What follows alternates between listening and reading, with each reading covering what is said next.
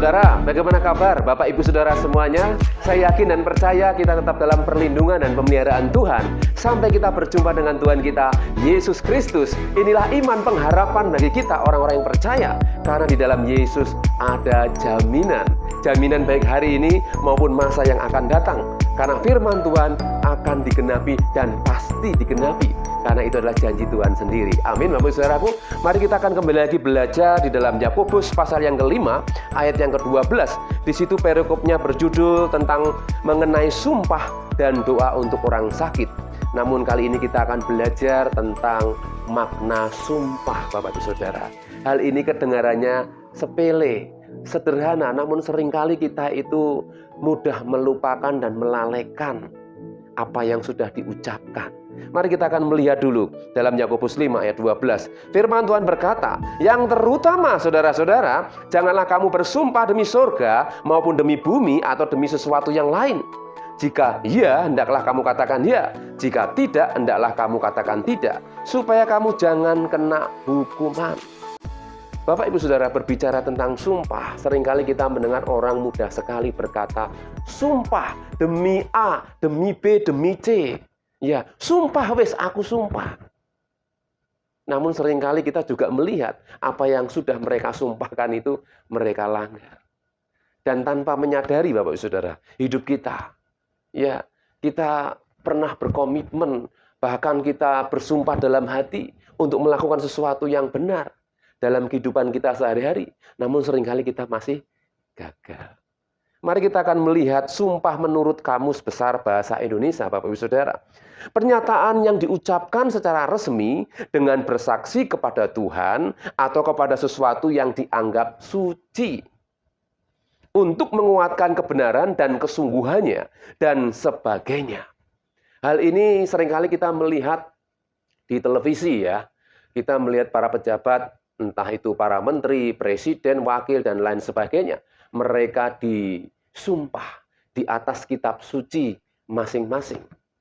Itu menandakan bahwa mereka sedang disaksikan oleh seluruh hadirin dan juga oleh Yang Maha Kuasa. Sumpah ini dimaksudkan supaya mereka melakukan tugas tanggung jawabnya dengan benar, dengan baik, dengan betul-betul adil, sesuai kebenaran Tuhan bagi kita tentunya.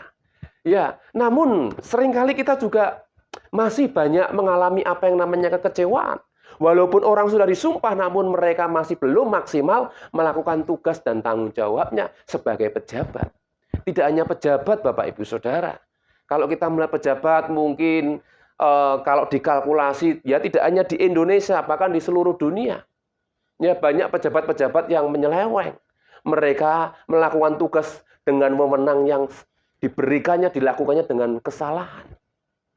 Ya, itu kehidupan pejabat, Bapak Ibu Saudara. Walaupun ada pejabat-pejabat juga yang benar-benar melakukan tanggung jawab tugasnya dengan takut akan Tuhan. Dan juga kita seringkali melihat saksi-saksi, Bapak Ibu Saudara, yang didatangkan di pengadilan untuk mereka menyaksikan kebenaran. Namun kita masih menjumpai saksi-saksi bayaran. Ya, dalam zaman Yesus pun kita melihat orang-orang yang dipanggil untuk menjadi saksi, mereka menyaksikan sesuatu untuk menjerat Yesus. Mereka mengucapkan hal-hal yang memberatkan Yesus dan itu tidak benar. Ya, sehingga sampai hari ini pun kita melihat orang-orang yang dipanggil sebenarnya diminta untuk menyaksikan kebenaran. Namun mereka karena diupah, mereka tidak menyaksikan kebenaran. Bahkan mereka pun disumpah loh, Bapak Ibu Saudara. Untuk menjadi saksi pun mereka harus disumpah. Tuhan melihat. Ya, namun mereka tidak menyampaikan kebenaran. Ini yang terjadi dalam kehidupan ini, Bapak Ibu Saudara. Sehingga zaman ini untuk mencari keadilan di pengadilan itu sangat berat sekali. Tapi sekali lagi, kita akan melihat makna daripada sumpah itu, Bapak Ibu Saudara. Berbicara tentang sumpah, Bapak Saudaraku, ini hampir mirip dengan janji. Ya, hampir sama dengan janji. Janji menurut Kamus Bahasa Indonesia dikatakan sebagai ucapan yang menyatakan kesediaan dan kesanggupan untuk berbuat sesuatu. Seperti hendak menolong, memberi, atau kita berjanji untuk bertemu, dan lain sebagainya. Namun Bapak Saudaraku, antara sumpah dan janji ini hampir ada kemiripan. Namun hal ini memberikan kita pengertian bahwa di dalam sumpah, di situ juga ada janji. Ya, mari kita akan melihat lebih dalam lagi apa yang dikatakan Tuhan Yesus di dalam Matius pasal yang kelima ayat 34 sampai dengan 37. Firman Tuhan berkata, "Tetapi aku berkata kepadamu, janganlah sekali-kali bersumpah baik demi langit, karena langit adalah tata Allah, maupun demi bumi, karena bumi adalah tumpuan kakinya, ataupun demi Yerusalem, karena Yerusalem adalah kota raja besar. Janganlah juga engkau bersumpah demi kepalamu, karena engkau tidak berkuasa memutihkan atau menghitamkan selai rambut pun. Jika ya, hendaklah kamu katakan ya. Jika tidak, hendaklah kamu katakan tidak. Apa yang lebih daripada itu berasal dari si jahat." Bapak Ibu Saudaraku, juga kita melihat di dalam perjanjian baru, Yesus menekankan untuk kita tidak menyampaikan atau mengucapkan sumpah. Karena kalau kita melihat dalam perjanjian lama, memang Abraham juga pernah bersumpah. Bahkan Tuhan sendiri juga bersumpah demi dirinya sendiri. Mari kita akan melihat buktinya Bapak Saudaraku ketika Abraham bersumpah, Kejadian 14 ayat 22 sampai dengan yang ke-24. Ini ketika Abraham berjumpa dengan Melkisedek, ya, Raja Salem. Kejadian 14 ayat 22. "Tetapi kata Abraham kepada raja negeri Sodom itu, aku bersumpah demi Tuhan Allah yang Maha Tinggi, pencipta langit dan bumi, aku tidak akan mengambil apa-apa dari kepunyaanmu itu, sepotong benang atau tali kasut pun. Tidak, supaya engkau jangan dapat berkata, aku telah membuat Abraham menjadi kaya. Kalau aku jangan sekali-kali, hanya apa yang telah dimakan oleh bujang-bujang ini dan juga bagian orang-orang yang pergi bersama-sama dengan aku, yakni Aner, Eskol, dan Mamre, biarlah mereka itu mengambil bagiannya masing-masing." Bapak Saudaraku, di sini Abraham bersumpah, ya, dikatakan demi Tuhan Allah yang Maha Tinggi, pencipta langit dan bumi. Karena ya memang pada perjanjian lama untuk bersumpah ada hal yang memang sangat sakral Bapak Ibu Saudara. Orang kalau mau bersumpah itu betul-betul dia harus melakukannya. Dan memang Abraham ini melakukan apa yang disumpahkan di depan Melkisedek ini. Dia tidak akan dikatakan mengambil apa-apa dari kepunyaanmu itu. Bahkan sepotong benang tali kasut pun tidak.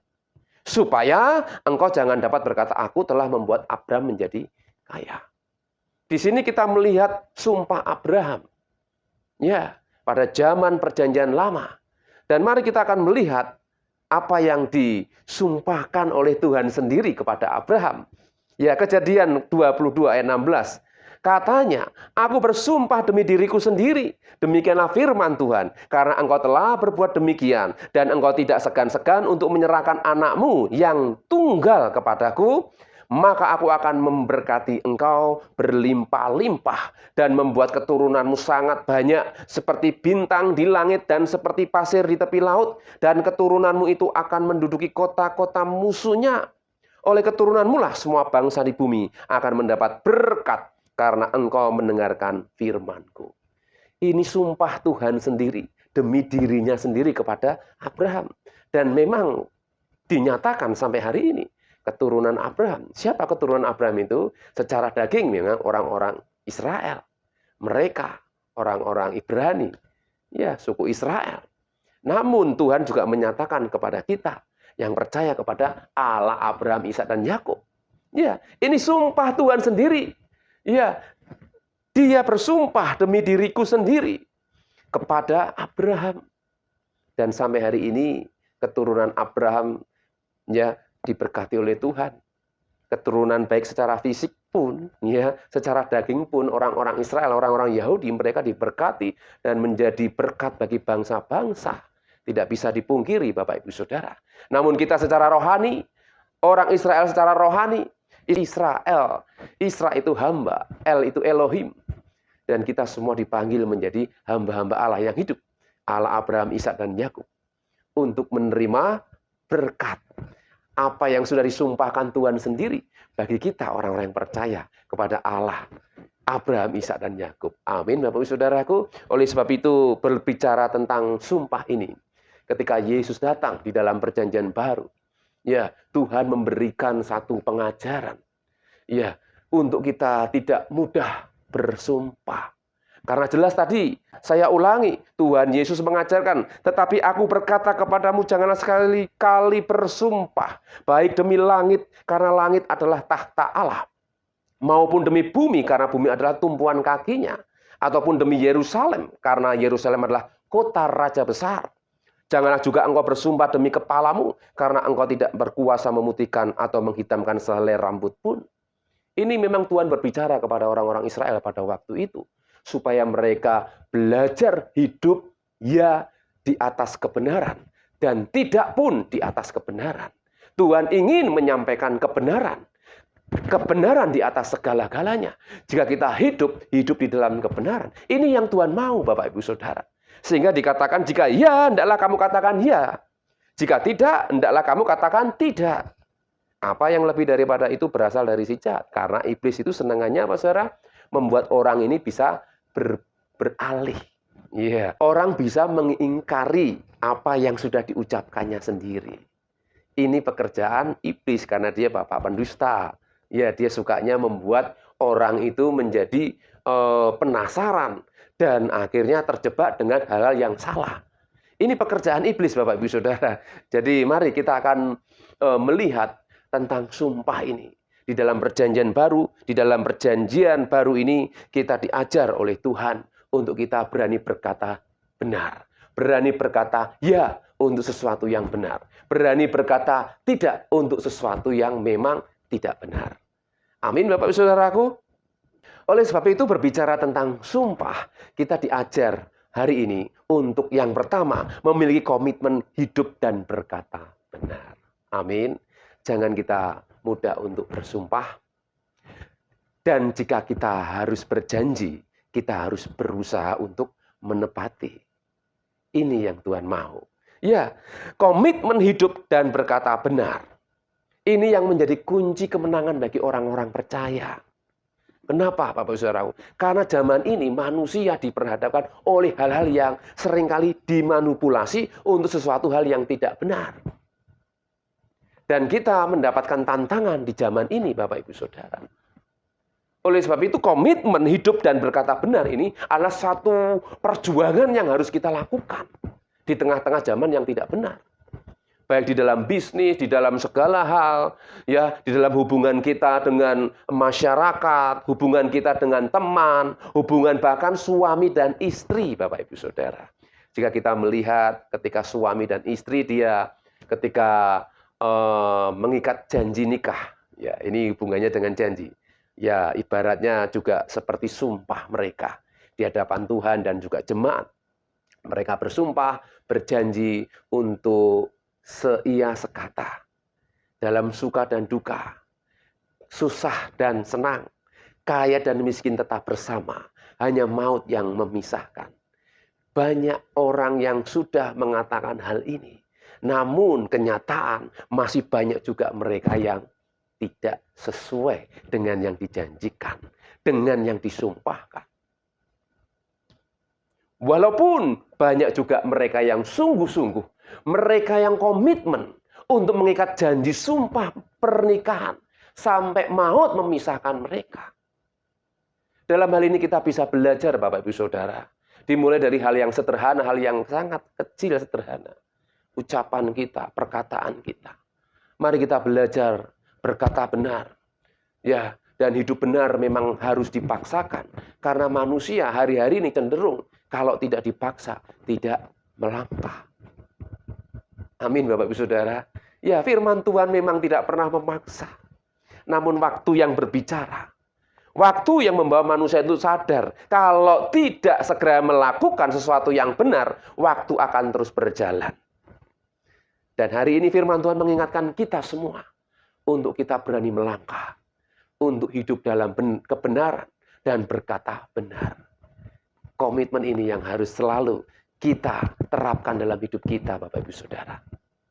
Saya yakin ketika kita hidup dalam perkataan yang benar, hidup di dalam kebenaran, Tuhan akan memampukan kita. Amin, Bapak Ibu Saudara. Ya, Amsal 18 ayat 21 mengatakan hidup dan mati dikuasai lidah. Siapa suka menggemakannya akan memakan buahnya. Ini sudah menjadi ayat yang sudah biasa. Namun harus kembali lagi diulang. Supaya kita berhati-hati juga dengan lidah kita. Tentang sumpah, setiap hari kita harus belajar untuk melakukan komitmen, ya, berkata benar. Hidup dalam kebenaran. Ini Bapak Ibu Saudara. Karena hidup dan mati dikuasai oleh lidah. Siapa suka menggemakannya akan memakan buahnya. 1 Petrus 3 ayat 10-11 mengatakan, siapa yang mau mencintai hidup dan mau melihat hari-hari baik, ia harus menjaga lidahnya terhadap yang jahat dan bibirnya terhadap ucapan-ucapan yang menipu. Jika kita ingin punya teman yang baik, teman yang betul mempercayai kita, mari kita belajar juga memiliki komitmen untuk berkata benar dan hidup benar. Sehingga teman-teman kita akan menaruh percaya kepada kita. Baik dalam hal keuangan, baik hal waktu, hal janjian, hal apapun Bapak Ibu Saudara. Kalau kita benar, tepat waktu, kita akan semakin kuat Bapak Ibu Saudara. Hubungan kita akan semakin kuat karena saling percaya. Atasan dengan bawahan, ya. Kemudian kita dengan sesama rekan kerja. Kemudian banyak hal. Jika kita dipercaya oleh orang, ya, firman Tuhan mengatakan jika kita dipercaya dari hal yang kecil, maka Tuhan akan percayakan kita dengan hal-hal yang besar. Amin Bapak Ibu Saudara. Jika kita dipercaya dengan mulai dari perkataan kita dan juga hidup kita, perbuatan kita, ya, maka Tuhan akan tambah-tambahkan. Luar biasa. 1 Petrus 3 ayat yang ke-11. Ia harus menjauhi yang jahat dan melakukan yang baik. Ia harus mencari pendamaian dan berusaha mendapatkannya. Ini sambungan dari ayat yang ke-10 tadi, Bapak Saudaraku. Ya, jadi ia harus menjauhi yang jahat dan melakukan yang baik. Ia harus mencari perdamaian dan berusaha mendapatkannya. Hidup kita akan semakin menjadi berkat dan orang-orang juga akan diberkati dengan hidup benar yang Tuhan nyatakan dalam hidup kita. Dan yang kedua, yang terakhir Bapak Saudaraku, mata Tuhan tertuju kepada orang-orang benar. Kenapa? Firman Tuhan berkata, 1 Petrus 3 ayat 12, sebab mata Tuhan tertuju kepada orang-orang benar dan telinganya kepada permohonan mereka yang minta tolong. Tetapi wajah Tuhan menentang orang-orang yang berbuat jahat. Bapak Ibu Saudaraku, jika kita ingin, ya, mengalami mujizat pertolongan Tuhan, ya, orang benar memang, ya, tidak selamanya mengalami jalan yang lurus dan enak. Namun kadang orang benar pun juga mengalami apa yang namanya jatuh bangun. Namun percayalah, ketika kita sebagai orang percaya dipanggil oleh Tuhan untuk hidup dalam kebenaran, maka Tuhan dikatakan tadi, mata Tuhan tertuju pada orang-orang benar. Dan telinganya kepada permohonan mereka yang minta tolong. Ketika kita mungkin jatuh pun, menghadapi kenyataan yang pahit, menghadapi kenyataan yang tidak seperti kita harapkan, namun Tuhan mengajar supaya kita berseru, dan Tuhan berkata, ya, dan telinganya kepada permohonan mereka yang minta tolong. Mari percayalah hari-hari ini jika kita ketika berusaha untuk hidup dalam kebenaran, namun kita pun juga mengalami apa yang namanya musibah, bencana, atau mungkin kita mengalami hal yang berat bagi kita. Percayalah Tuhan pasti akan memberikan kita pertolongan. Amin Bapak Ibu Saudara. Ya, dan sekali lagi, wajah Tuhan menentang orang-orang yang berbuat jahat. Mari jauhkan hati kita dari segala yang jahat. Mungkin kita ada rasa ingin membalas. Mari kita belajar memiliki hati yang benar. Amin Bapak Ibu Saudara. Saya yakin dan percaya ketika kita hidup memiliki komitmen untuk hidup benar dan berkata benar, maka mata Tuhan akan tertuju kepada kita. Walaupun kita mengalami banyak persoalan. Percayalah, Tuhan pasti akan menolong kita karena Dia berjanji, Dia bersumpah demi dirinya sendiri. Dia akan memberkati orang-orang yang setia kepadanya dan Dia akan menolong bagi mereka yang berteriak karena orang-orang benar, mata Tuhan tertuju kepadanya, telinga Tuhan tertuju kepadanya, dan tangan Tuhan pasti akan memberkati kita semua. Amin. Mari kita terus berjuang dalam hidup ini. Tuhan Yesus memberkati. Mari kita akan berdoa. Bapa di surga, terima kasih hari ini kami bersyukur atas firman-Mu yang mengingatkan kami kembali. Untuk kami juga tidak mudah bersumpah. Namun kami juga berjanji dan menepati. Ini yang menjadi komitmen hidup kami. Walaupun kami seringkali tidak menepati janji. Tapi hari ini firman mengingatkan untuk kami selalu berhati-hati dalam berkata-kata, dalam mengucapkan sesuatu, untuk kami hidup dalam kebenaran. Karena diawali dari ucapan dan perkataan itulah Tuhan, Engkau memberkati. Bahkan Engkau juga memulihkan hidup kami. Bahkan bisa juga menjadi kutuk ketika kami melakukan sesuatu yang salah, mengatakan sesuatu yang salah, menentang kebenaran. Karena kami tahu Engkau adalah kebenaran. Ampunilah kami Tuhan, jika kami masih belum bisa hidup di dalam kebenaran Tuhan. Hari ini Tuhan, Engkau memampukan kami. Terima kasih Bapa, berkati kami semua yang sudah mendengar firman-Mu, kuduskan kami dengan firman-Mu.